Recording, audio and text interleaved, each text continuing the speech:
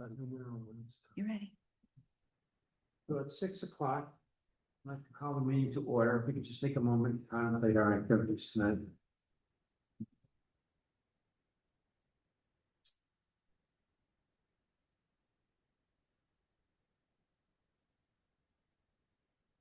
Thank you. And do you want to do the roll call?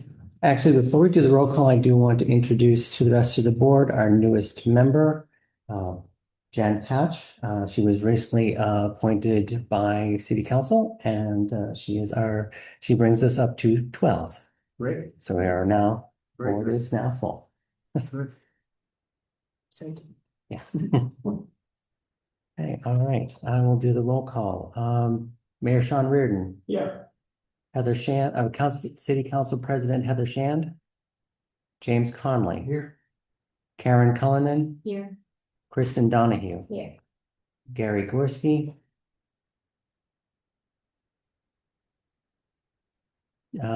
Jennifer Hatch. Here. Dyke Hendrickson. Here. Caroline McCarthy. Stephen Moore. Here. Sarah Spalding. Here. Madeline Witt. And we have public comment, I guess. You want to do it online or we do it here? What's your preference? There's no participants, so. So I guess, So anyone would like to get to speak, you have to come up here so they can hear you. You have to kind of get close to this little owl here. Really, all I wanted to say is that people are trying to join your Zoom and they're not being let in. Oh, That's all. that's a lot. Where are they coming? I don't know. I've just heard from a couple people texted to say they've been trying to join the meeting and it's saying they need permission. I don't, You could just look for that. we don't have permissions. Yeah. We have no applications to join at the moment. That's the issue. Maybe they're on the wrong link. It could be. Thank you for checking. They're.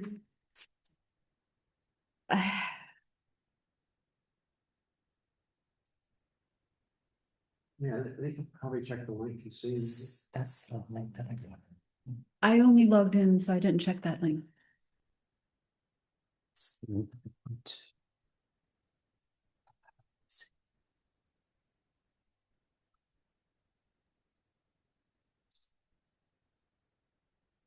There is here. Well, anyone else who would like to comment? Want to report? My name is Richard Lodge, 15 Hancock Street. A couple of things I just wanted to make sure that, as Mr. Moore requested at your last meeting, that the feedback that I gave to Mr. Burke at April 29th meeting I had with him was reflected in the minutes of the last meeting, under the feedback. Oh, actually, Mr. Lodge, we put that into the patron feedback spreadsheet. But then, So it is in there, yes. okay, I looked at that, didn't see it. I updated, I have not printed out a full complete copy. I only sent the previous month. His feedback was from March, so I put it in with the March feedback. If you'd like, I can send you a complete, the year as a whole. I don't need that, I just thought that the ones that we were looking at this month. My apologies, I misunderstood. I inserted it where when he had given his feedback to you originally, which was during his visit in March. Did you want to say something about that anyway, since you're here? No, just on the record, as part of the record that I met them, it wasn't criticism, it was constructive conversation. And as I said, Mr. Moore brought it up, but it should be included, and I just wanted to reiterate that. Two other quick things. Sure. One is I just want to say Maybe this one. That's my name. understood Mr. Brooks It could be that. Um, Can we put a different link in? spoke to the city council last night. No, it just, so I requested it, Here. and it came up here on the screen. I just don't know. Hours at the health center, where the staff member will be present. Will start, as I believe, the end of June Yes, on the 29th. 29th, so I think I'm that's a sorry, I positive didn't see sign. that. Appreciate it. And I think that's very responsive of the director Just want to say that, and one other quick thing. You don't worry about it. You Is focus the on board this. asked I'll do that. again, since there are not microphones in this room, and some of us have less than perfect hearing, I would ask everybody to speak up when you speak. Thank you very much.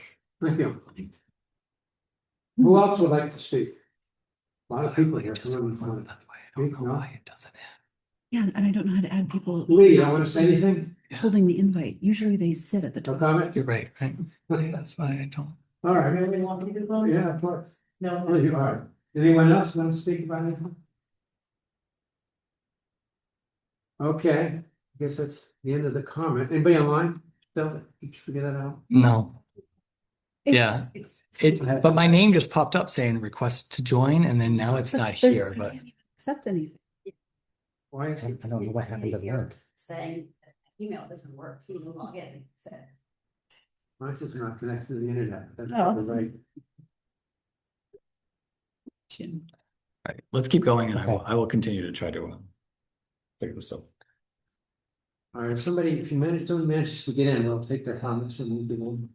Well, Okay. In the meantime, you could, start, Kevin. Sure. I guess the next item on the agenda is the approval of minutes from May 20th, 2026. Question on that one. Yes. So Councilor Nicotic did send Chair Conway and myself request to update the minutes that were sent out. Chair Conway, were you gonna update them or? I was doing it now. Okay, all right, then I think the minutes, you have some updates that still are required. Oh, okay.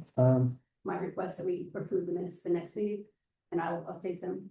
based Okay. on the- Now, Cora, I can forward them to you, Okay, or Jessica. Sure, that would be fine. yeah, Okay. All right. We will push the approval of the May 20 minutes to September. and then, do you want to do roll call? We'll send that. Oh, sorry. Directions are all done. Yeah, introductions are already, we've done roll call, had public comment, and we're moving the minutes to the September meeting. Okay, The next meeting date is to be determined because the schedule will be voted on this evening. and then what's next? Next on the agenda is we have two communications. Can I do a point? Of course. Chair, can we move up, board operations, up, recommendations? I only say that because I have my chief of staff here, he's only gonna be here for a little bit. Sure, no problem. But he would like to start, like, Yeah. at least a conversation for us, and then he's gonna have to leave, because we have another meeting Okay. at City Hall. Why don't we do that? Okay. Sean, is that okay? Yep. And essentially, why I asked Sean to come in, just because he's done some of this work in other municipalities before, but. You know, we had been working with our previous city solicitor on some bylaws for the board, and that unfortunately didn't move along as quickly as we would have liked, and new city solicitor has picked it up right away, which is great. But as we've dug into a little bit, we're really not functioning as a board like we're supposed to, or at least this body isn't functioning like it's supposed to. And that's okay, but like, I just think we need to start having a conversation on how we want this board to function and what their responsibilities are. So I don't know if Sean wants to just talk a little bit about what we did on those. And then this board can decide in which direction we'd like to go moving forward, but. And again, we're not gonna solve any of this right now. Again, he's just gonna talk a little bit, then he's gonna have to go. But I do think, you know, this is something that the board's really gonna have to take up and kind of plot the direction of like where we want to take this. Go ahead, Sean. Yeah. It is by ordinance, the library, the board membership, the trustees, their roles are pretty well defined. And a lot of it comes down to the board is really the supervisory authority for a lot of things, including supervising the work, performance, the budget, of the library, and there's a number of things in it's as I said, it's in the code of ordinances, and then I don't have my reading glasses, so it's a little small, but I could definitely send a link to where that is in the. I appreciate it. But some of the things, there's really the general duties, which is the board appoints, supervises the performance of the head librarian.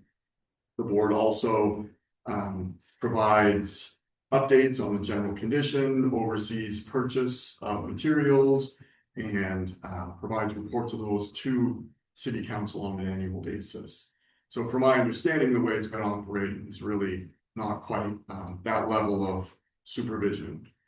Why that's being brought up is if there's a desire to not have that level of supervisory authority, there's a path, right? The way that the city solicitor has spelled it out, you could develop bylaws that would help to see how you want to operate, how you want to manage those, or there's a change. You could have a change in ordinance that would require an act of city council, and you could change that to be more like a typical city department or the supervisory authority, or you could have some combination thereof. However, the new ordinance may look, and you would work with council. Administration would be happy to make some recommendations, but ultimately that would have to be brought forward by council. So that's really what we found. But so I know To me, it's very similar to the school committee. Although the school committee is elected. As you know, library trustees are elected in other communities. Obviously, they're not here. They're some are appointed, some are perpetual. So, but that kind of one supervision, that process of really developing the budget and selling it here, and then with this body approving the library budget, and that gets passed along to council. Even reappointment and evaluation, the school committee every 2 years goes through a pretty thorough evaluation process with the superintendent. That's usually my role as chair of the school committee. So again, none of these things I don't think we've been doing. And then when I came on board 4 years ago, this is how we just kind of kept doing what had been done in the past. So I never had a really reason to dig into this before, but again, thinking about the bylaws and thinking about ways to put kind of systems in place for this board to operate in the future seems to make a lot of sense. But if anything, it's this body that has to decide, how do we want from here? Do we start, again, adhering to these right away? And like, what does that look like? Again, we're also in a year where the head librarian is up for reappointment. So like, what does that look like? That's all decisions that this body right now has to make and kind of, again, the sooner that we can kind of collectively map out that plan, I would say the better. And obviously there's a lot of support here. And you can also, the city solicitor to help in a lot of these decisions and conversations as well. And the approach of using bylaws allows this board to adopt sort of rules for how they operate. And those can be adopted, approved, amended within this body without going to council. So it would operate within the scope of what the ordinance says, and then procedures, rules, all of those can be defined in bylaws. That's one approach. That's less burdensome than going through an ordinance change, which is sort of a more permanent, a more rigorous task. So either way is be happy to answer any questions, but follow up regarding that and pass on any other information that's come about from the city solicitor. So we were sent proposed bylaws. Is that what you're referring to, Kevin? We've seen those Draft, yes, the draft that Nina sent around. Mhm. Yes. Again, I think there are things in there. They had a lot of notes, but like that would definitely need to be like an exercise that the board goes through each one of those bylaws and deciding, what they'd like to be in there as far as operations of the board. Well, do you think we should have a special meeting for that, then to do that? I think it's a good idea. But again, I'll leave it up to the board. And again, there's, the timeliness of this, I guess, is up to the board, right? It's like how it wants to operate. I know we're approaching a time that we usually, I think, skip the July meeting as well. So, and that still might be okay, but again, just knowing that this really should be like top of the list, at least in my opinion, about like how this board kind of continues to operate. One of the questions you mentioned, talking to personnel, I mean, when all this stuff blew up, it was passed. Sure. The person for personnel told us we weren't allowed to ask any questions about it. We couldn't talk to people about it. So, because it was So I still think if we had HR in here, there would be some sort of conversation now, because also, obviously, this board does a collective bargain either, we've got a. Right. We've kind of dealt with this a little bit in the clerk's office. You saw any of those conversations over the last couple of years, so. Obviously, there is an HR component to this, so you couldn't talk about personnel in this, I think. We could not. You could not, Yeah. no, unless it was directly. Over what we supervise is the head librarian, or what this body supervises. But some of those personnel issues or some of those union issues couldn't be talked about here. Which is why I think in the past we've gone into executive session to talk about some of those. That's my understanding of it, and we could certainly, have the city. Well, we're told we can't find out anything. Yeah. So we don't, so what's the problem? I'm not allowed to tell you. Yeah. And they said the city council decided that years ago, which I don't know if that's right or not, that's what we were told. So, It makes it very difficult for us to do what the public thinks is our job, Sure, when we're continuously told it's none of your business. right. And again, I think there's a line there, I think some things do need to be taking place in executive session, I think there's other things. I mean, again, I was under the impression that he was one of my, or whoever the head librarian is, was one of my department heads. I think actually we put him forward to the council to approve as an appointment, which again, come to find out, we didn't have to do because it's not my appointment, it's the board's appointment. It does, so there is. The mayor and city council, as it states in the ordinance, have general supervision, so. The board would make, would appoint a head librarian, however, that still has to go through the process because there's that. General, and so in the same way. The head librarian would still be an employee of the city, would still be applicable under. HR, any bargaining, any staff or anything else would still be under. As a city employee, it's really about supervision, direction. And that's what I think the daily. So this board will be responsible for reviewing Kevin, not you. What's that? The board will be responsible for doing a performance review of Kevin. Yes, Not yes. And that, to me, again, we just kind of went through this with the school committee, I think we have a process, and I'm sure if we look at, the. Massachusetts State Library, I'm sure there's lots of examples about what those performance evaluations look like and what kind of. Categories that, I mean, it's pretty spelled out pretty clearly, and for a superintendent, I would imagine it's the same by the librarian. and when would you like that done? Jim? John. No, I can say. I was gonna let you do it one more time. Well, I mean, so that's not for me to decide, I think that's for us to decide.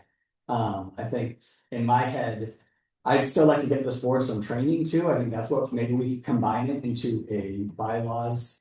Exercise workshop and some training with either through the city solicitor or, and that training can be, just board operations, how to function as a board, open meeting law. There's a lot of boards in the city that we're trying to work on this and get proper training for. We've been talking about it for a little while now.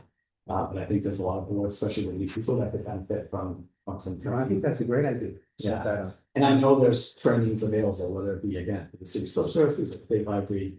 The State Library Commission is having 4 sessions that we're all kind of invited to sign into, it's online. Yeah, I still see that, but somebody signed up for that, I think that's great, so.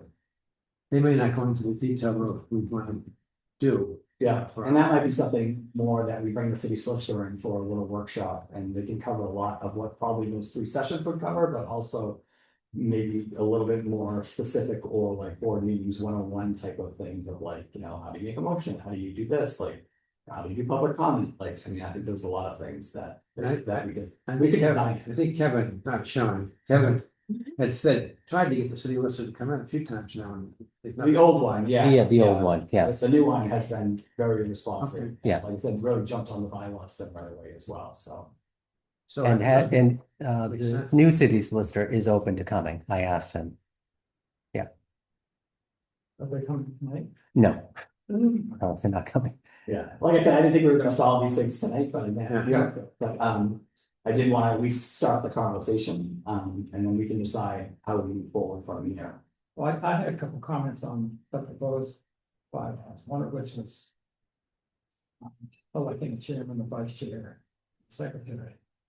historically, most senior person in the board has acted as the chair. Which seems to be, because I found that most people is even possible chair, so having an election. is not easy. Well, I think an election might make sense, you know. You don't want to. Well, anyway, I mean, people can decide who. Yeah. Historically, that's, We haven't really had three people doing stuff. Mostly we relied upon the library historically to do stuff. And it hasn't really been an issue until, you know, yeah, it's gone very smoothly. And I think the ordinance says the head librarian is the secretary, if I remember correctly. Yes, Yes, that's, okay, yes, so- that is the role of the head librarian, which I, since Jessica is a better typist, I. Oh, yeah, no, I'm just saying. Help him out. I was trying to- it's also difficult to be involved in conversations. Mhm. Take notes. Yes, Right, So. The other was, the mayor appoints the 7 registered voters. Yeah. To the. When there's a vacancy, the board appoints, according to the bylaw. oh, okay, I didn't see that. Which, The bylaws Which- that, the which- bylaws that the lawyer just yeah, put together, okay. I mean, that might be true, I don't know if I saw that in the ordinance. it's never been done. Yeah. But I think what some of those, if I remember correctly, looking at it with all the notes, some things he just put in there and then had notes saying. You know, would have to check on this, would have to check local, state, not local, state, but local ordinances to see how. I think that's one way you could do it, but I don't think that's how it's written in our code of ordinances. But I'd be open to anyone, so.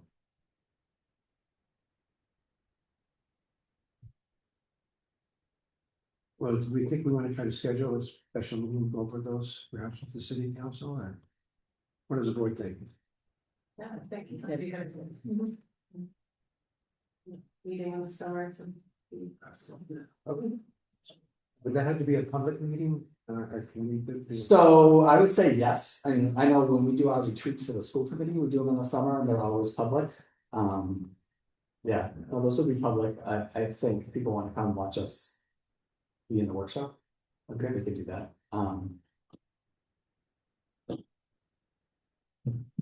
So I would say. I would ask the board's permission then if they would like me to look into the city solicitor coming for a date, maybe like later in July. Yeah, I think that probably makes sense. What does the board think? And then maybe we make it like a, you know, an extended workshop, like I said, when we do the school committee one, it's a good chunk of time, it's not like an hour, it's usually a couple hours, at least. But maybe we break that up into like part of it being a discussion around what we want, either the bylaws or. The board. Function to be, and the other part being the training around, you know. Operating as a board, meeting law. You know, however we wanna do that. So I'm basically unavailable. On this coming Sunday until the middle of August. Do we do it in August? We could certainly do it, again, it's up to the board, Yeah. right, so like if the board wants to wait. Maybe take some time, like, again, the next month, we typically don't have a meeting, so if you wanna take some time to think about it, and then. Maybe that first, again, this is what we're doing in the school committee this year, we're meeting in August for the first time, and it's our retreat. So again, that first meeting in August, we could probably set that whenever we'd like to be like. The retreat for that. And then maybe that sets up, like, again, how the board operates moving forward.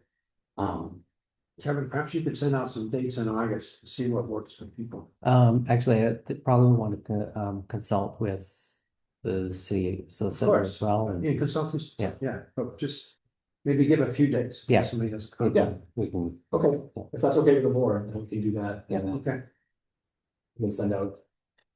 A couple like either Tuesdays or Wednesdays or something like. I would say after you don't come in, but like, you know, maybe before the car show, I don't know, we'll figure it out. Yes. I'm gonna talk. All right. Jen, I hesitate to say anything new here, but just. Yeah, I was gonna, There's no- I guess, so is there a possibility to do subcommittee work prior to that? Because I think in terms of developing bylaws with ordinance, and there's also bylaws by other libraries.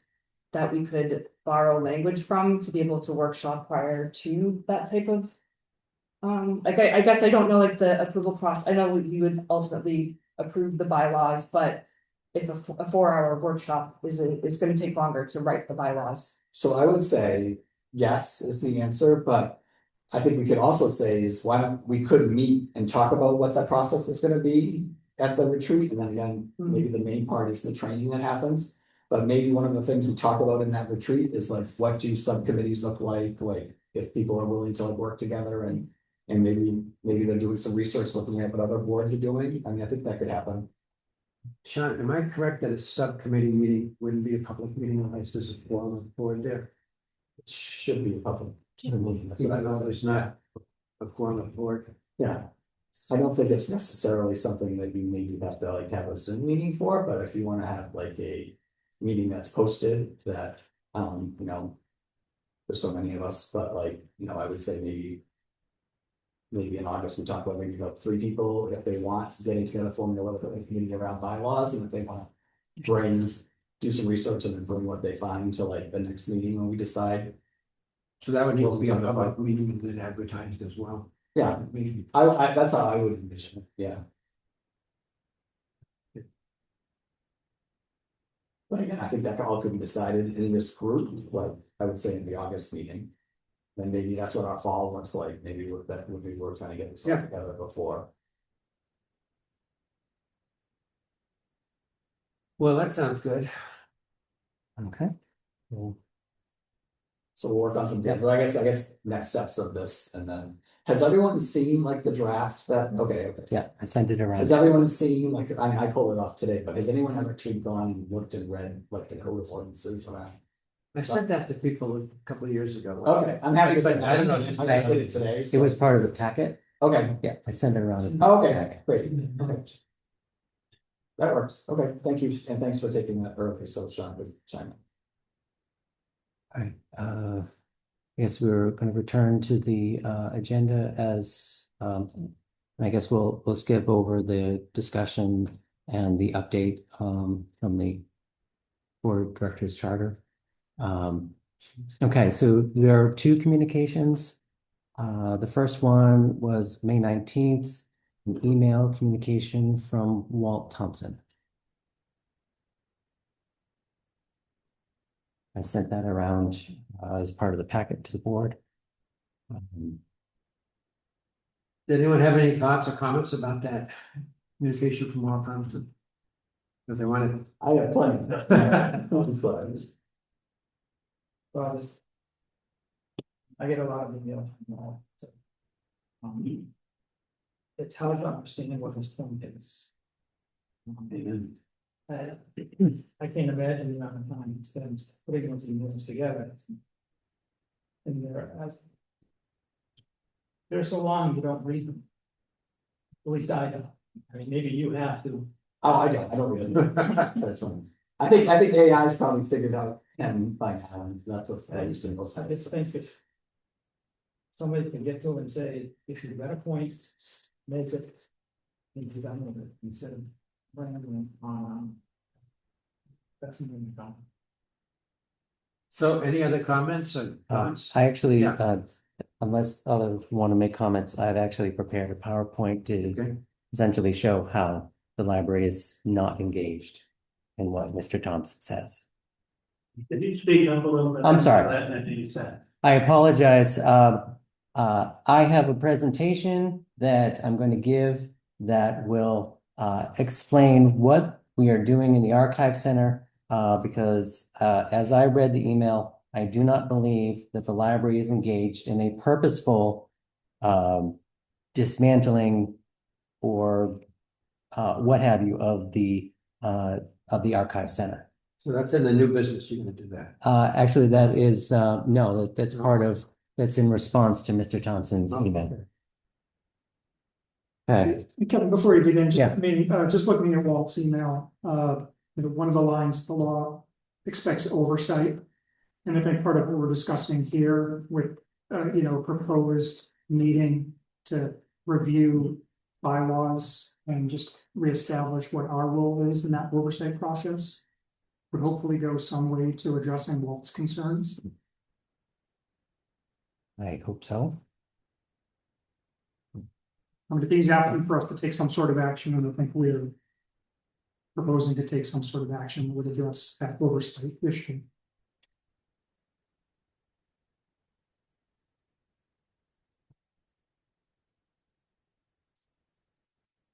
If there is any other, I'd like to go into my presentation. Okay, why don't you do that? Okay. All right. Over the past 2 years, 2 years and a couple of months, there has been a considerable amount of work being done downstairs in the Archive Center. The purpose of this presentation is to help you to see that we are actually engaged in work. We are engaged in trying to increase access to the materials. We are trying to have the materials be highlighted to engage in projects that will continue to enhance the collection. So when I came and started discussing the archives with the current archivist, she explained to me that there were some irregularities with statistical record keeping, as well as we recognized there was the amount of time that people had to access the archives was 36 hours a week. So what we've done over the past 2 years is we've made sure that the statistical record keeping is industry standard. By that means we count researchers that go into archives, because someone just walking into the room is counted at the front door. We don't count people who walk into reference, nor do we count people who walk into the children's room just because they walk in. What we are counting are interactions, the questions that people ask, and we make sure that we record the question as we do in other parts of the library. For example, upstairs, if someone is engaging the reference librarian in an issue or learning how to do a Word document, and they may come up a couple of times and ask about various parts of that Word document, that is one reference question.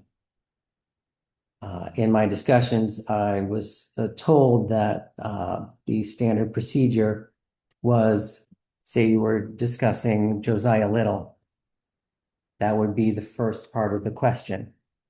Then if they came back and said, well, I'd like to learn about Josiah Little's house, that would be counted as a separate reference question. And I'd like to learn more about Josiah Little's children, and that's another reference question. That is not industry standard. When you are doing a reference question about a particular topic, it is about that topic. So we have changed. So there will be, when you look at previous year's statistics, you are comparing apples to oranges. We are making sure that the questions are recorded as we record them upstairs, which has been by industry standard. Also, in the past, visits were counted if they were phone calls, emails, and letters. We count a visit if someone is actually coming into the space and asks a question. Upstairs, we do not count phone calls, emails, and letters as visitors. We do count their questions. So you might often see that we will have fewer visitors than questions. That is because we do get questions by phone, by email, maybe not by letter anymore, but we record those questions. So there we are. So that is a difference that we are making to ensure that the record keeping is industry standard. One thing that we have grown is the level of access to the collection.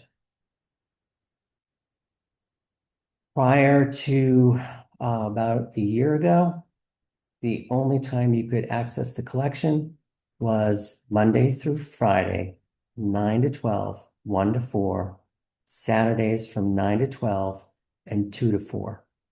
So that was 36 hours.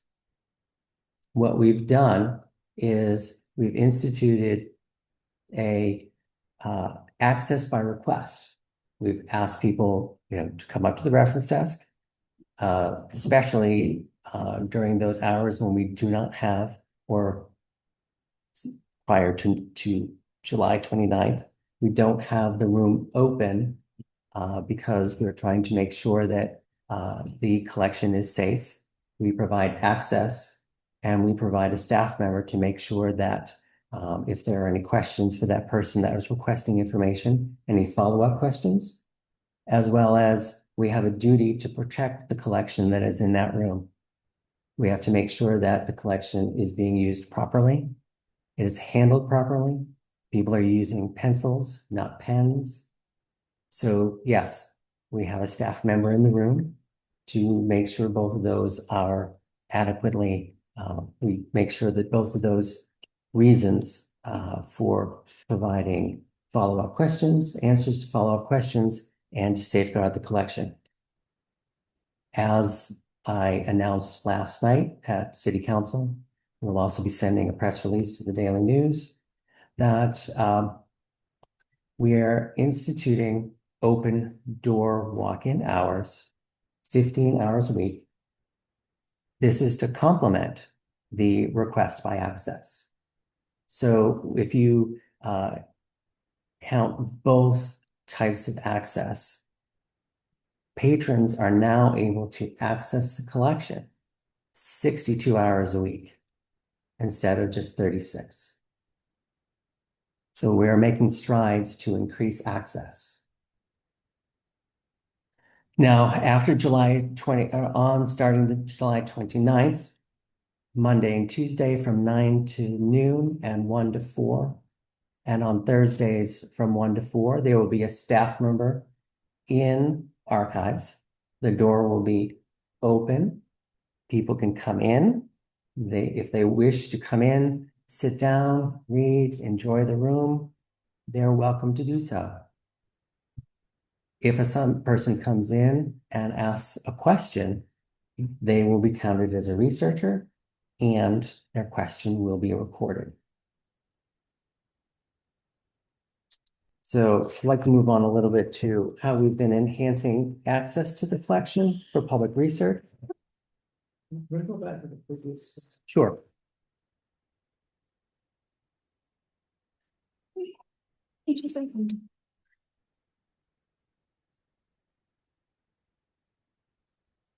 For the enhanced standards, where it says professional leadership.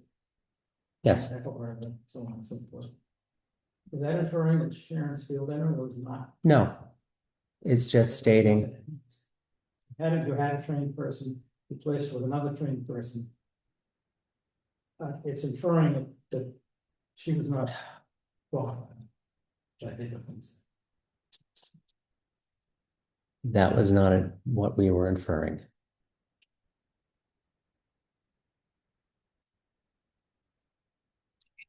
Can I ask you about the hours as Sure. well, since we're on the slide? Mm-hmm. If you have a staff person filling that spot during those hours, does that mean there's staff being taken from another function in the library? Currently, it's taken from administration. Sorry, meaning the administrator will be there? Jessica and myself will be there in the room. If someone wishes to do research, we will be contacting the librarian on call. Because Jessica and I are not cross-trained in the room. We just wanted to make sure that the space was available. And this was the best way that we could do that at this present moment. We will be assessing how we can integrate other staff to be there during those hours. And then just to clarify, in terms of your time, you'd already assumed the responsibilities of the secretary? Yes, actually, this computer here is also my desktop. And so it is going to be coming downstairs with me, so I'll be able to continue doing the work that I normally do in the space. Seems like a lot. Yeah. Okay. So why during those open hours, isn't it Dana, she's the trained archivist? She is also there, but we wanted to make sure that she would be able to continue working on processing the materials and sometimes be in the midst of cataloging. And since cataloging involves 999 lines of a catalog record, sometimes it can be rather difficult to be on call. So we wanted to make sure that there was a consistent presence. And as I said, we will be assessing the situation as we move along and seeing how we can integrate more of the reference staff and/or senior librarians into that time. I'm not saying that if we run into a situation where, we need assistance from Dana, she will be happy to come out and assist or to take the question on, period.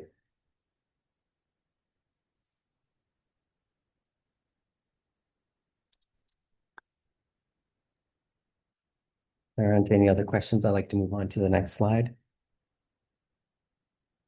Okay. I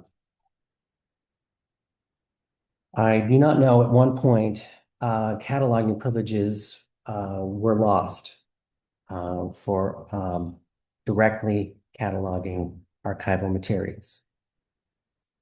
But we recognized that it was important to be able to, as we are upstairs, to freely enter cataloging records. So in order to reestablish those privileges, the head of technical services, Dana Eckelberger, as well as was it also Floor? No, just take Just Dana. Okay, so Dana and Sally, they engaged in a rather lengthy training with the Merrimack Valley Library Consortium.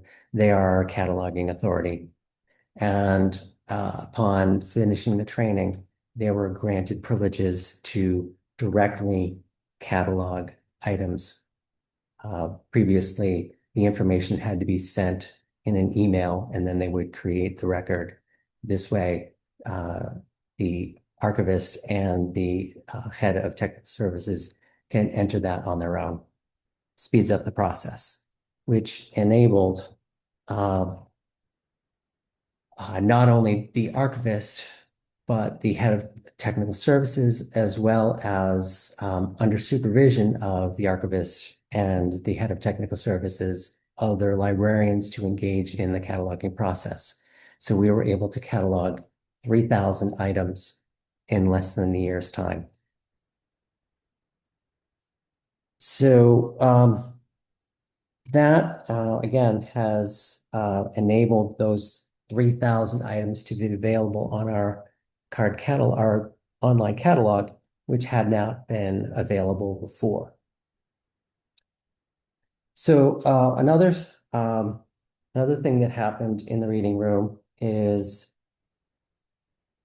the archivist looked at the room and thought, let's see if we can reorganize this to make it more helpful for the researcher, to reorganize the materials so that they are in specialized collection blocks.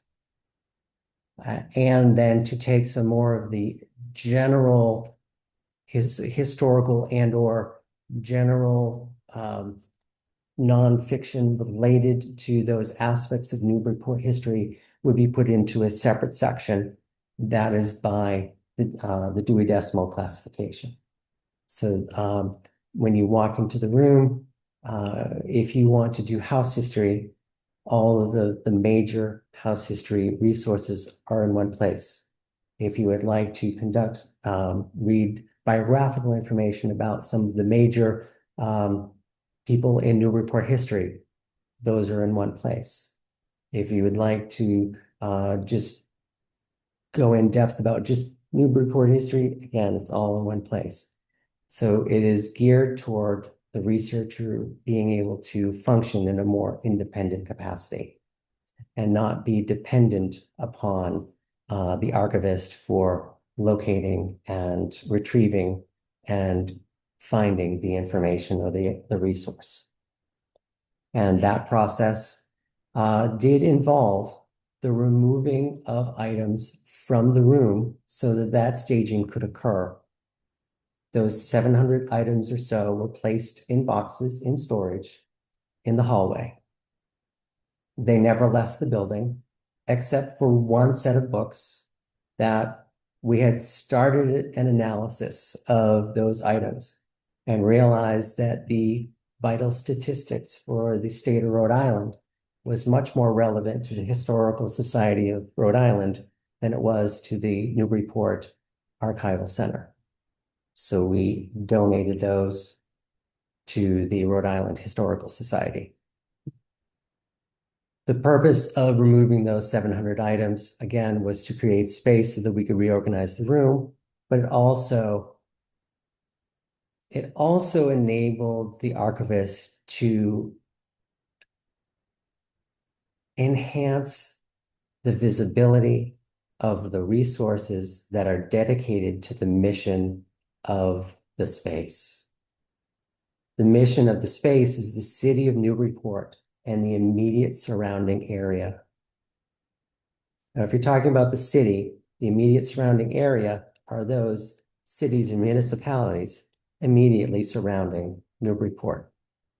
So the goal was to make sure that the resources in the room meet the mission of the Archive Center. So there were items that we, in our professional judgment and experience, deemed were not relevant, like vital statistics for the state of Connecticut, like Civil War records for the state of New Jersey, as examples. There were some that were third or fourth copies of particular works. What we've been trying to do is to make sure that there is room for tomorrow's history. As we continue, the history of Newburyport will continue to grow, and we need to make sure that we have space to house that history. So we wanted to remove the chaff from the wheat so that the wheat could shine more brightly. Unfortunately, we had what I would call a 100-year event, a water event, where our chilling tower and our sump pump decided not to cooperate. Unfortunately, the sump pump decided not to work that day when the chilling tower emptied. Gallons and gallons of water that had never reached certain parts of the building reached those boxes. So unfortunately, there were a number of those boxes that we had never had a water event reach before. So following that, yes, we had to remove some of those items that were water damaged. We also spent $15,000 to replace that sump pump system so that the likelihood of a water event occurring again is very unlikely. And DPS, they gave us some risers. So now those boxes are about 6 inches off the floor. I highly doubt that we will have that much water in the basement. So we will be assessing those books, and then we will be determining whether they are whether we want to put them upstairs, whether we'd like to donate them to like cultural institutions, as is part of the Archival Center collection policy. So Well, I think I've diverted a little bit from my presentation, but I'd also like to move forward. The Archive Center is also engaged whenever approached to enhance the collection, to provide the citizens of Newburyport with something that they probably would never be able to see. Something that is unique to Newburyport. David McPhail is a New York Times bestselling author. When he approached me, I was thrilled because these books, over 200 of them, are first editions, and each of them have a personal note to his mother and signed by him. So we are engaged in collecting those things which, again, are enhancing the collection. Right? And moving on to responsible collection stewardship. Okay. In utilizing, and which we will briefly touch on later, the cataloging methodologies of the library, we continue to review and evaluate, and yes, sometimes weed materials from the collection. Every collection needs to be continuously reviewed and evaluated. And yes, in the life cycle of an item that we have, sometimes it needs to be removed. So we make sure the library had a grant, and we had the New England Document Center come in. This was years ago. Those recommendations are being followed by our current archivist. She is using what she learned in her training in her archival studies, the preservation techniques, etc., and is continuing to make sure that the items are continued to be preserved, and also to be able to identify items that need to be removed because they could be a danger to other items in the room. Either they have mold or something other that could damage other items.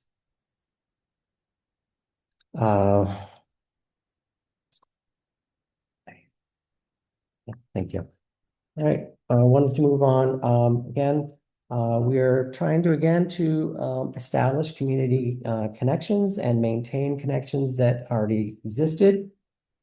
The library has engaged in a collaboration with the Customs House Maritime Museum.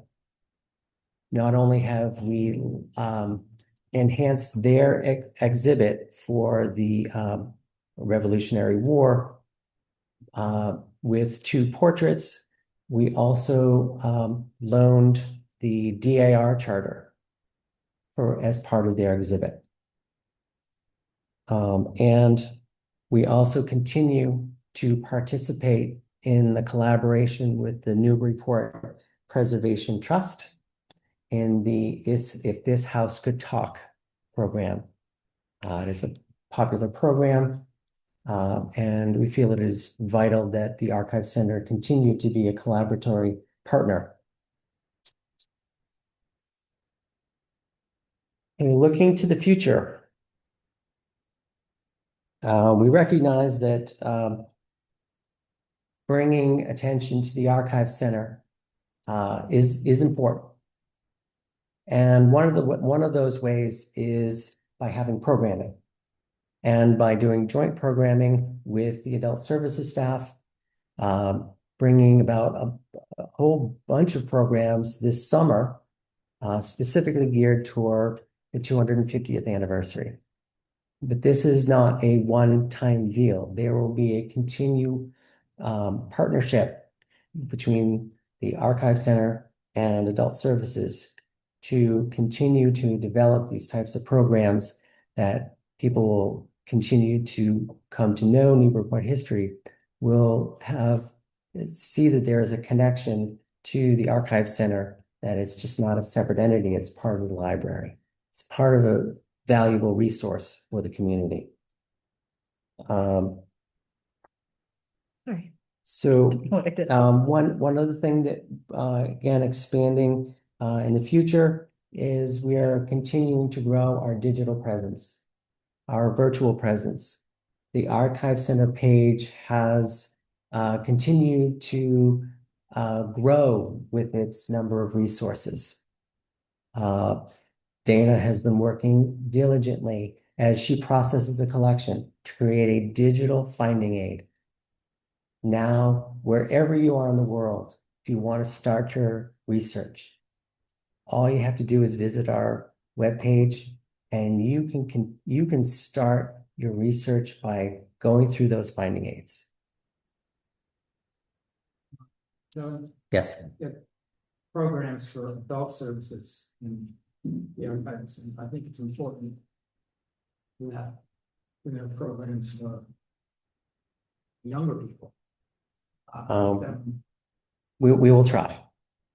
Right now we're starting with adults, because that right now it tends to be our largest demographic that uses the room, and I recognize that in the past that there had been some efforts.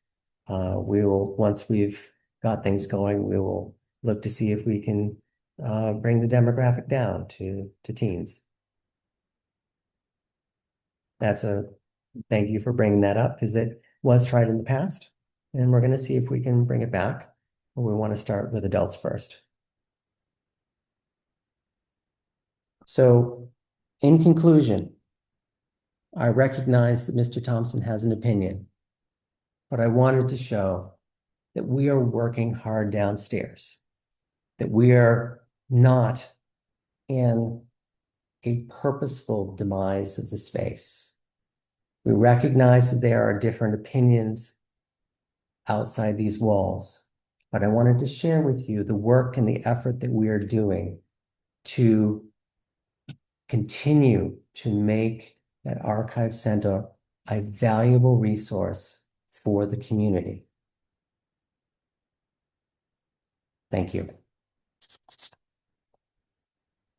Any comments or questions or comments to the report?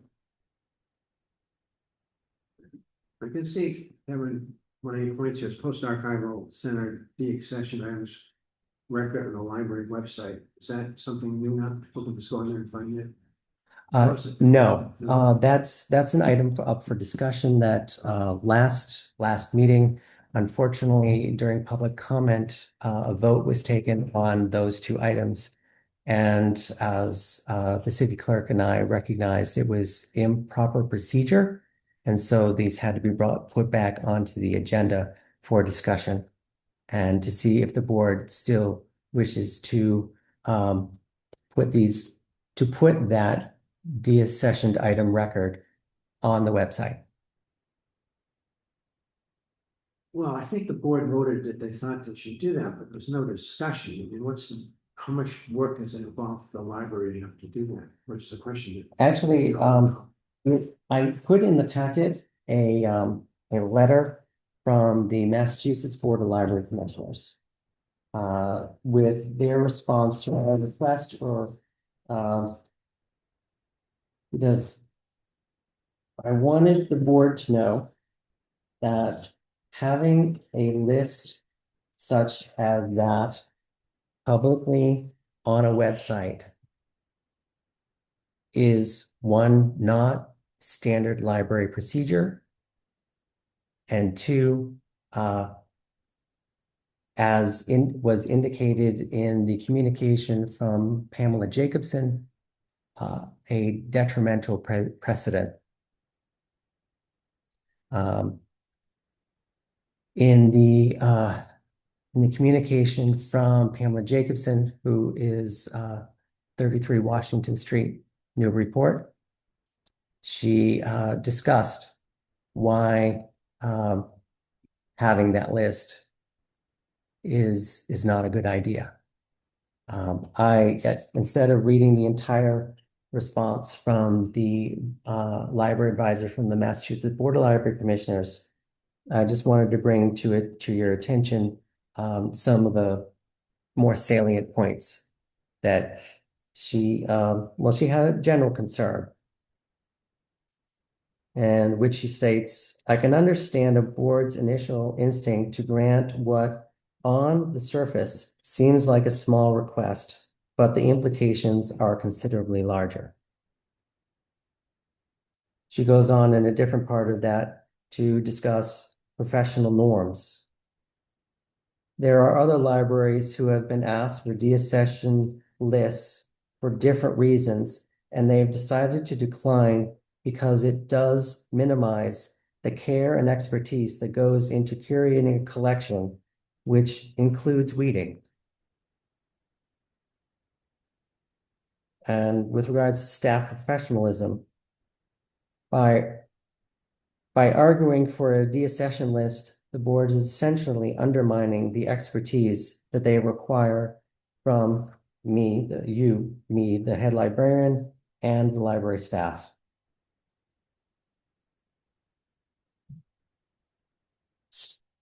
The library staff, we've already experienced where community members having access to that list have second guessed, have made numerous comments online that were that criticized and professional decisions that were made with good professional judgment. Putting a list out on the website every single time we deaccession an item for a perfectly professional judgment reason is going to be put forth to that same level of scrutiny, and our professional judgment is going to be judged every time. I'm not saying that that list cannot be requested through the Freedom of Information Act or the Public Records Request, but to have that list readily available undermines our professional judgment, experience, and training. So can I ask about the transparency part of reappraisal and deaccessioning process? I sent you earlier by email, I didn't send it to the board, but just to Kevin. Society of American Archivists had recommendations for how to do the deaccessioning process. I'm certainly not familiar with it beyond what I read. I'm not an expert, so we default to your expertise. One of the things that caught my eye was, among the things that they mentioned, the process should be transparent. A significant part of responsible and ethical deaccessioning is making actions transparent and known to patrons, the parent body, and resource allocators. Never should a reappraisal and deaccessioning be done secretly or under the table, though the process may at times call for discretion. There is no need to reappraise or deaccession secretively because these are responsible practices for better managing collections. So to me, there does seem to be some sort of transparency component to the process that you've implemented. And I guess I'm just hoping you can clarify how we as patrons, as the responsible parent body for the archives. Well, to begin with, we were following a policy that was approved by the board. And that policy did not state that we should be putting a list out. It just said that we needed to keep a record. So, but to your point, because the board is responsible for items, if the board so chooses, if we are thinking of deaccessioning an item from the Archive Center, I'll be happy to share the rationale and reasoning with you, since that collection is a highly specialized collection. And it is, your purview to make sure that we are doing our jobs as they are prescribed.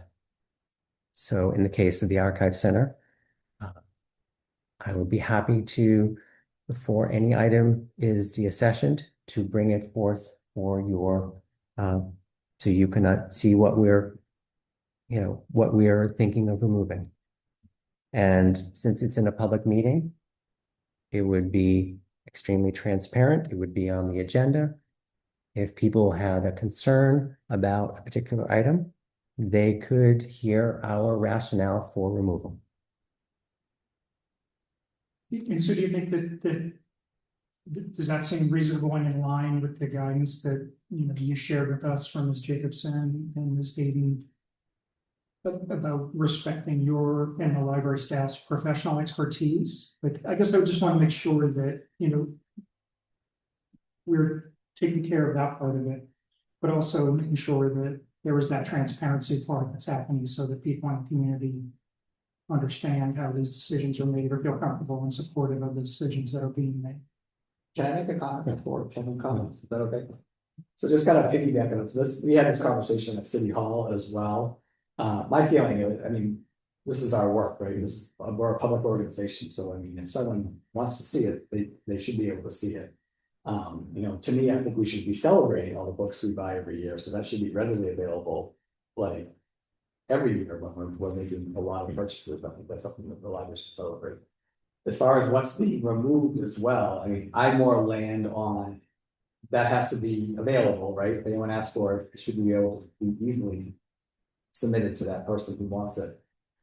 I more landed on for the transparency piece to maybe a part of the website just talks about the process that the library goes through to make those decisions, and then maybe there's a disclaimer at the bottom.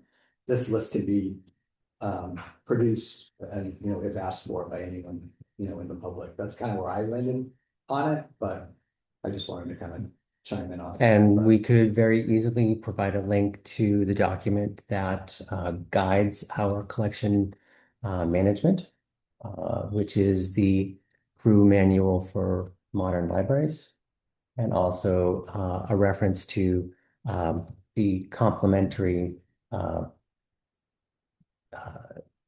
process, also known as MUSTI. It's an acronym. I'll explain in a couple of minutes. So that was for those reasons, I would prefer something along the line of what the mayor has recommended. Yes, I don't see the difference between if somebody asks via the public information act, whatever, to see that list, and you're going to give it to them. Why not just have it posted online and not have to go through that process that the city clerk's done? And early, I'm not asking for everything that's deaccessioned in the whole library. Just the archival center, since it seems to be such a point of contention.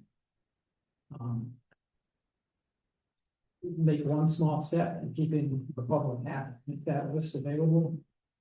And I was more talking like holistically, the whole list. I didn't know that was being discussed. In this discussion now. That's a whole other discussion. It would probably be a lot of work to put that list together. And I'm not suggesting that we have that online. I'm only talking about the archives. Where if they can get the list by asking for it, why not just give it here? I think that goes along with Gary's thought last meeting, she expressed it. Public institution should be transparent, it shouldn't be hiding things. You're telling somebody you want something, you gotta go file a request for public information, then doesn't sound that friendly and inviting to me. That's not what I was suggesting. No, that's what happened last process. time the issue was raised. Listen, he can file a request for. Yeah. So I'm more in favor of transparency myself, but the other flip side, which we didn't discuss this, I don't want to spend a lot of unnecessary taxpayer money doing stuff that doesn't need to be done. I don't know what the cost to the library would be in doing that. Especially if you have to put the list anyway, in order to be accessed, it shouldn't be a big deal. It's probably somewhere on a computer just to put it online. So my thought is, there's no reason people can't see that, just as they can't see, which makes a lot of sense, what we got, so they can see. When I find out, my kids will say, hey, you know what, you should read this book, it's really good by some author I never heard of. And I go online to see if I can get it, and there's like 30 people waiting for it, so. It's good to be able to, people can find out that stuff without having to file a request for information. Well, I think, you know, if you want to know about a book. You can dive actually on the library's website. There's a rolling list of new books. If you want. You know, I get alerts on certain authors. If you want a new book, I don't know if you need to have a list of new books posted online. We must have a list. I don't know. That was my biggest concern, is that it didn't seem like we had those things readily available if someone asked me. And to me, like, just someone who lives in town, like, if we're spending $37,000 on books or something, that I feel like we should celebrate that each year. I mean, that's just me. I mean, does it have to be on there? No, of course not. But like, I just want to make sure, if that wasn't a process before, is to have that list ready in case someone asks for it, that it better be our process moving forward, because at some point, there has to be a list, right? If you're making a list of things you're gonna purchase, then there should be a list somewhere. If you're making a list of things that are getting taken out of circulation, then that should, it just should be formed while you're doing that, I guess. That was my take on that. So anyone else on the board have any comments? Well, Madeline? just to follow up on that, but I think what Al Hayden is saying in her note, right, is that we're granting the trust to the library staff. Prepare that list, to make the choices, to curate the collection on our behalf. And by asking them to provide us with the list, I think what she's trying to say is that there's an element of deprofessionalization that's happening with those requests, right? That if we have trust in our library staff, and we should trust them to make the kinds of decisions, they're gonna provide us with a library that we're proud of and we all enjoy. Yeah. My point is, I don't think I'm not asking for us to approve that list. I'm just asking for, if someone makes a request to see that list, I just want to make sure that list is available. That's the way I look at it. I have complete trust in what they're doing, but I'm not asking for this board to approve those things. Do you know if when she They says, could. oh, sorry, it's not usual library procedure, does that mean most libraries don't do it, or? maybe the I've only been in library? I've been in libraries since 1996. Never. Never. I think we're conflating a couple of different issues, and I know I'm new, but we're talking about the archival deaccession and the deaccession procedures, which are really outlined as a policy on the website, so it actually goes into what the library decides to do with those procedures. And then there's the FOIA request and requesting information, and as a former federal employee who would respond to FOIA requests, part of that is calculating the time it takes for a staff member to collect that data, so that there is a dollar amount that's going into it, so like, you're not just having someone daily request that. And then another one of the concerns that we're talking about is like the actual like library catalog, which is readily available just by searching and for the book that you're looking for, or requesting a book that's not accessible on the Merrimack Valley Consortium. And I think some of the, in my mind, the concern about making, like, I battle with this myself, like where you want to make everything accessible, but at a certain point, there is concern with fringe groups requesting information for if policies shift and all of a sudden you're looking for, let me have all of the books by a gay author, or let me have all of the books that were removed from all the Black authors. Like, that's when you're setting a precedent. And right now we're looking at just the archival books, and maybe that's something, if we're looking at what our bylaws are in August, we could also look at the policy for the archival. The archival as well. If I may, you mentioned that you know in Massachusetts, you haven't heard of any of the Massachusetts libraries doing this. How many other public Massachusetts libraries have an archival center? See Lexington, Haverhill, Salem, Concord. Boston. How do they handle the deaccession? Did they request? I would have to- Request FOIAs, go to the city clerk to get the FOIAs, to find out what's been DSS through their libraries? I would have to check with them. I don't know offhand. The last, time we spoke about this, the last meeting we mentioned was like just a couple of 3 or 4 books a month, maybe. It sounded like it was not a lot on the DSS list from the archives. Do you remember what those numbers were Currently the list is at 342. from this year? No, from 2 years total. Okay, but the list is there. Yes. I mean, I would go with what Mayor would say. I mean, it shouldn't be something that you have to go to the city clerk to do a FOIA request, come in and ask for. It just seems like it's something that if somebody, if you don't want to allow it on the library website, you could at least just say, hey, I would like this, and it could just be easily attained if you came in and just requested it. I mean, I don't think the city clerk gets plenty of FOIA requests. It just seems like one of those that doesn't need to go to the city clerk's office.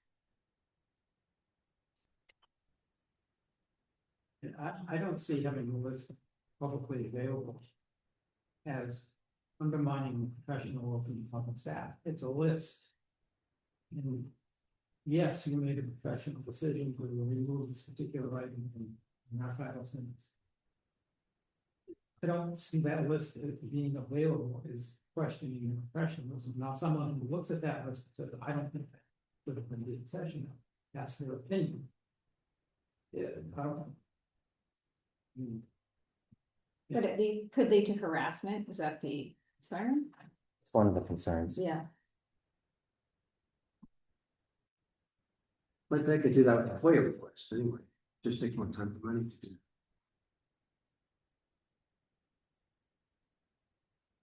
Yes, that is true. They could do that with a FOIA request as well, Only for the archives. only for the archives list.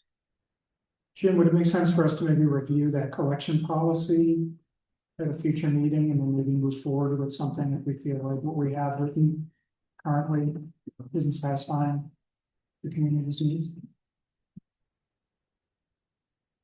What does the board think about that? I think I need more information for voting. So we do have a policy, which we could, I think Kevin can send it out to everybody, Sure. so we can all see it, and then bring that up at the next meeting and discuss it. One of the things I'm wondering about is the cost of doing this, It's already exists. Yeah, I mean, that's like, it shouldn't be a big expense, but that, No. there was addition. And once a month you update it with 1 or 2 items that you're getting rid of. I know the city, They're gonna update that list anyway. yeah. The city clerk was getting stuff like, what voting machines did you use 10 years ago, and who manufactured, where they go, which obviously creates a lot of problems, but this to me doesn't sound like it would be that difficult to maintain a list, but I don't know what the board thinks. We can bring it up. You're all talking about the archival list? Yes. I think we are. Because we got a little sideways. I just wanted to make sure. Thank you. I do question now that I do have concerns about the precedent it sets, and then all the other lists that people are going to potentially ask for and say, well, if we can have this list, why can't we have that list? Well, we are a public organization, so. Right. All of us have to do things, right, like, for the most part. Obviously, things around employees, things like that, like shit, but. Yeah, if it's something that the city has purchased, or if this is something that the library is putting out there, then anyone can ask for it. I mean, that's another whole thing. So that my I'm talking understanding about. of public information or FOIA request works. If you come up with an estimate of how much that is going to cost to do, and then the individual pays for it, Yes. right? There's a 4-hour, you get 4 hours free. For whoever is the responding to the request. If they can do it within 4 hours, then there's no charge. If in the process of collecting the data, come to a realization that it's going to take more than 4 hours, then the person responding can then work with the city clerk to help the person understand that it's going to cost a certain amount of money. And if the person wishes to proceed, then they have to pay a certain hourly wage. But again, But you are taking that time to do it. correct, but they get the first 4 hours free. Half a day and something, and then we've seen such a spike in some ridiculous order requests that, I mean, we're thinking internally as to develop, all right, how do we either change the policy or because it's just, staff is just overwhelmed. But logically, my question is, if something new is coming in, like the books by a local, something must have to go out as well to make room for it. I give Jim to, if we, depends on if we're done discussing the deaccession list, I can go on to the weeding process. All right, because one thing now we have, the Museum of Newbury Historical Society, now we've got a gigantic building that can actually store stuff that's climate controlled, which is another option for us. If we would come out before already, oh, that's it. I do. No. So, I guess, are we going to be, Do you want to take that up to the next meeting, the weeding process, or do that now? Maybe it's better to read into the list, that's procedures first. so I mean, the discussion that we're having, are we moving that to a later date after the board has a chance to review the policy? What's the board's feeling on that? Anybody have any thoughts on waiting or? I would say everyone maybe take time and do some more research. I think maybe the process is as we're setting up that retreat for August, is that we'll ask everyone to send in possible discussion points and then there'll be training and then there'll be, where we're doing work. I think we could add that to the agenda list of items that we want to do. Does that make sense, Kevin? It's perfect sense to me. We'll do that then. All right, as requested, Also part of that whole discussion is whether to give that list of museum book to customers. oh, yes. As a professional courtesy, if we are removing items that we feel would be relevant to another, like the Customs House or to the Museum of Old Newbury, it is actually, we received a donation from the Museum of Old Newbury because they felt something in their collection was more relevant to be in our collection. So there is a back and forth that can take place. We just, again, we have the books in boxes, we just haven't had the opportunity to go through and assess them. Now, as a professional courtesy, I'd be more than happy to share the list with those two institutions, because they are similar cultural institutions, and if the items are relevant to them, we'd be happy to, following our policy, donate them to them. So I think we voted last meeting to do that. Unfortunately, the vote does have to take place again. We vote. It's already in the policy. Like I'm looking at the archival policy and the deaccession procedures state that first you transfer to another NPL department, then by sale, exchange, or gift to another library, museum, or nonprofit organization, and then by discarding. Then the item will be removed from the online public catalog. Deaccession record of the item will be retained by the NPLAC. And this was voted by the board March 6, 2019. Okay. Is that good enough? Hmm. We don't need to vote on it. No, it's already in the policy. Go for it. Yep. Okay. On to, They wanted to table the. we're gonna be tabling the review of collection management methodology. For the.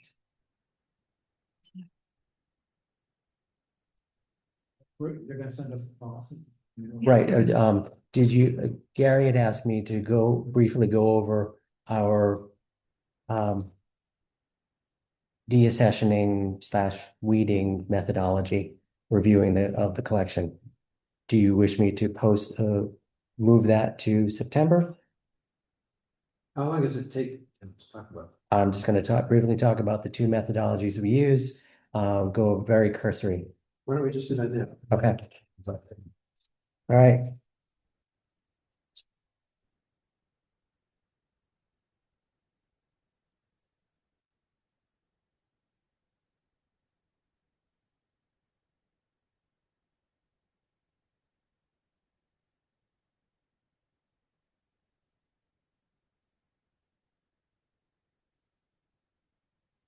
All right. The library uses kind of in collaboration two distinct methods. One is called the CREW method, which is a continuous review, evaluation, and weeding. It is a very methodical process of looking at a collection based on how long an item has been in the collection, how many times it is circulated, and for each collection area, they assign a series of numbers based on years and circulation for fiction, for nonfiction, for each of the Dewey Decimal centuries, and then they break it down into the subsections as well. So using this methodology allows the staff to say they're working on the 400s, they go to that section, it explains to them, okay, for this part of it, you want to look at items if they have been in the collection for more than 5 years, for sake of discussion. And then you look at the item, is it still circulating? Then we utilize what's called the MUSTIE or MUSTIE to complement the CREW procedure, and where essentially MUSTIE is the item misleading or factually incorrect. U is for ugly or condition. Is the book in good condition, poor condition? Is the binding breaking? Is it water damaged? Then superseded. Is there a new volume out? Perfect example is travel books. We don't want to have Fodor's Italy 2003 when we could have Fodor's Italy 2025. So we would obviously need 2003 version and replace it with a 2025 or 26. T is trivial. This can often apply to usually fiction, but sometimes nonfiction. Is the work meaningful or not, or is it trivial and not really relevant to your community? Next one is irrelevant. This often we look at authors in terms of, I'm going to throw an author out there and you're probably going to go, I haven't read some by that book, Tammy Hoag. Tammy Hoag was very popular in the 80s. I would be very surprised if we had any of her books, but super popular in the 80s. We probably had 3 or 4 copies of each of her titles. But over time, as the items are no longer wanted, they are deemed irrelevant by the community. So in order to make space for James Patterson or in the popular fiction collection, this is just for sake of discussion, we would want to make sure that there were no more Tammy Hoags taking up space on the shelves.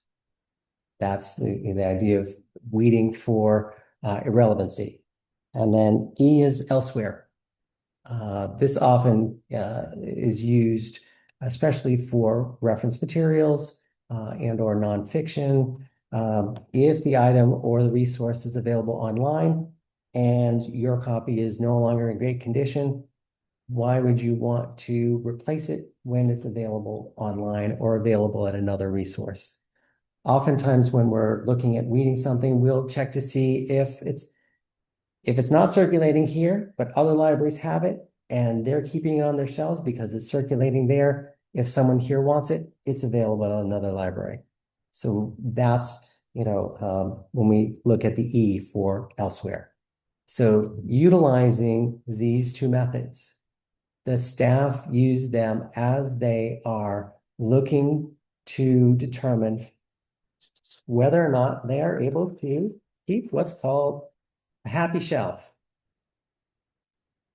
In Wake County, where I did a lot of my collection management training for the 10 years I was there, the policy was that you didn't have your shelves more full than 75%.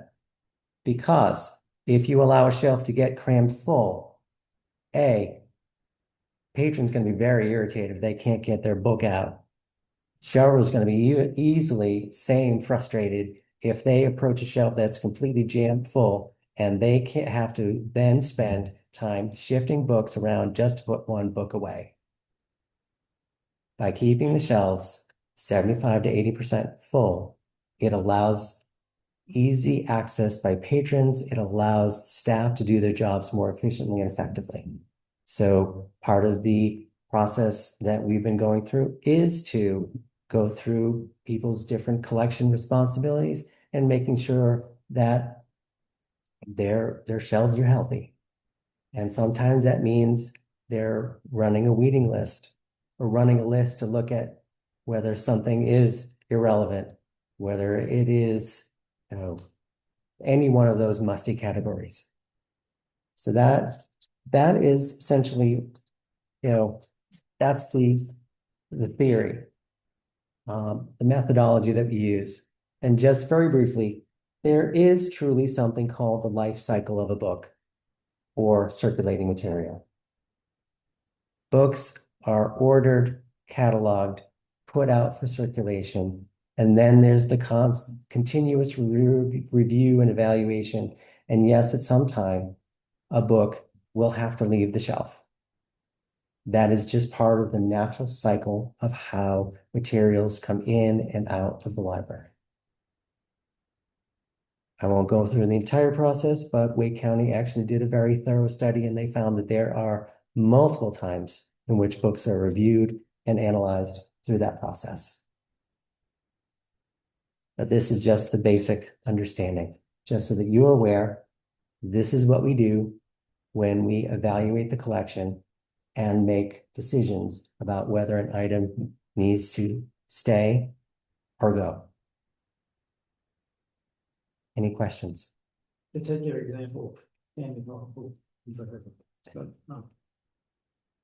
if we have some of her books here in the library that aren't circulating, say Andover has them in the arsenal, is there at some point in time a decision that they're going to keep Taney Hill regardless, and all the rest of the libraries will get rid of them, and they will be the repository for anybody who wants to read them?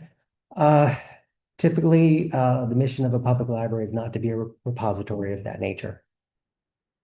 It was often a common practice where I worked in Wake County that if you happen to be the library with the last copy, you didn't keep the last copy. This is specifically geared to popular books. So in a sense, if we were the last library to have it, if it wasn't circulating, it's not meeting the needs of our community. It's irrelevant.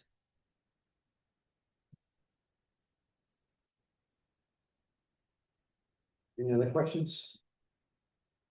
I guess we go to the meeting schedule for fiscal 2027. All right, as put in your packet the proposed meeting schedule. And there was just a couple of dates that that the board may want to consider. I had put a proposed shift. If I can just get to that list, pardon me. Here we go. All right, I had a request in October from the Friends of the Library. Our normal date would have fallen smack dab in the middle of their book sale. And they asked if we would be willing to consider to move our meeting to the following week. The book sale will be over. The room will be returned back to normal. So we would have to find another meeting location in order to have our meeting in person. This is the directors. Well, I think This number. Well, does anyone care if it goes to the following week? It's fine. What month are we talking about? October. It would be moved to October 28th. And it's Thanksgiving. It's November. That's November. That's my May. Not on October. was putting in the November didn't. So, fine.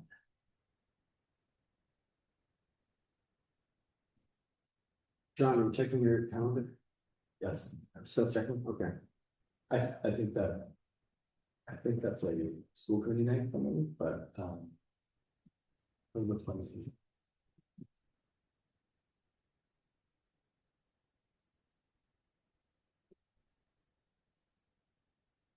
Unfortunately, putting it at the 14th, just there's logistical issues with getting the documentation out to you. Sometimes I just don't have the data ready to be able to send out until like the end of the first week.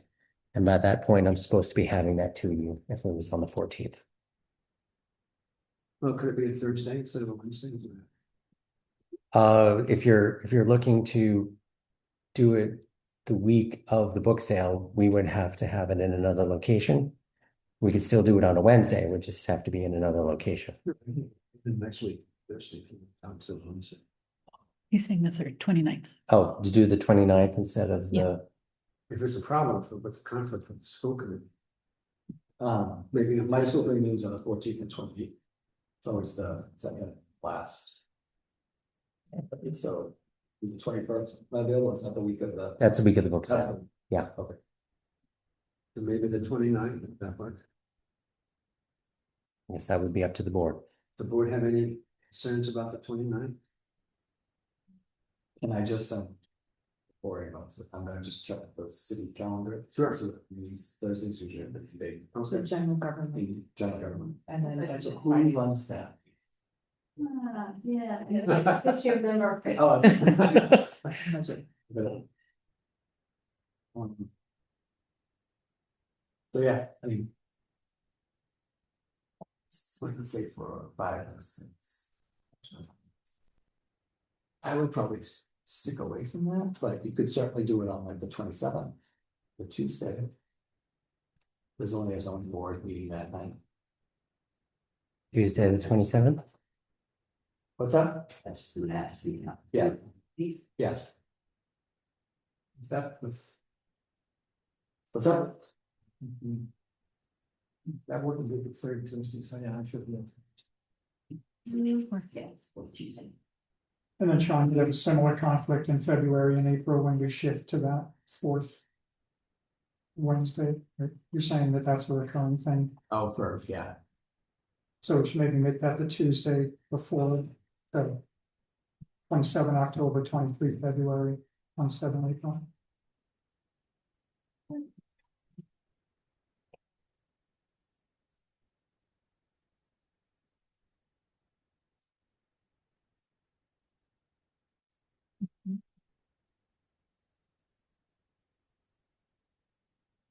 Right, I guess we need just a motion and a vote to approve the schedule as amended here. What's the amendment? Yeah. The October 27th, February 20th. February 23rd, and April 27th. Anybody have any thoughts on that? Can we approve that schedule now, or you want to have it sent out? Make a motion. Second. Everybody in favor? Anybody opposed? Okay, I guess that's Okay. fine. All right. Make sure these are on the calendar. Yeah. All right. Next is the head librarian report. Just a brief update. If we are not all aware, this week is the week in which we are had our budget workshop on Monday, and tomorrow night, City Council will be voting on the budget. So sometime before midnight, there will be a budget for FY27. Yeah. Midnight. Are we gonna be fully staffed, Kevin? That is to be determined. Library statistics. Any questions about the library statistical reports and graphs that I sent out? Building Okay. and grounds. All right, the only thing I have to say for buildings and grounds is Mike Bartlett has a contract out for the fence that separates the library parking lot from the Gene Geiger Center, and will be replaced by the end of the month.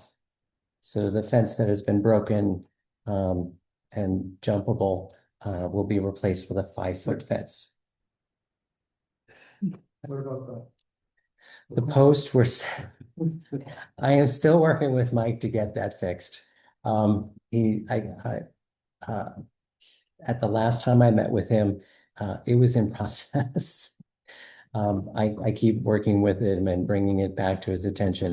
I guess it's just trying to organize whether the person is going to be able to look at it to see if they can glue it together, or if the process will eventually come to the fencing company that is replacing the fence to actually replace the post and then reattach the iron fencing to it.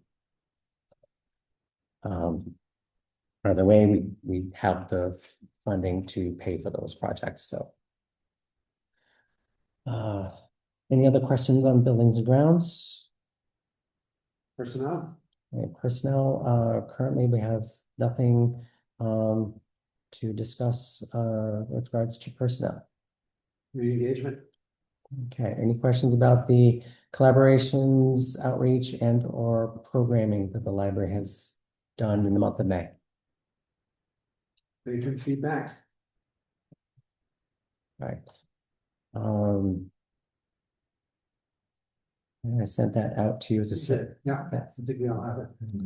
Any comments on the patron feedback? How about the calendar? Okay, the only I just included the upcoming months. The Juneteenth holidays this weekend. The library will be closed both Friday and Saturday, June 19th and Saturday, June 19th and excuse me, the 19th and the 20th. And on the Independence Day holiday weekend, the library will be closed the 3rd and the 4th. And then on Labor Day, the library will be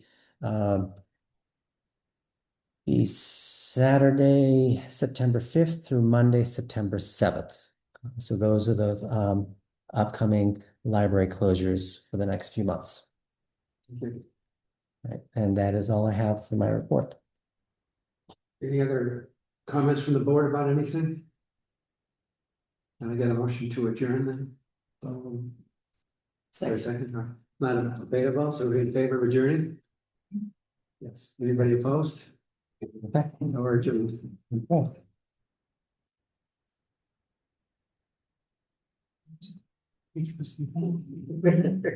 Hold on, we're still being recorded. Somebody, I'm sure it's. It will, it's a reading. Sure.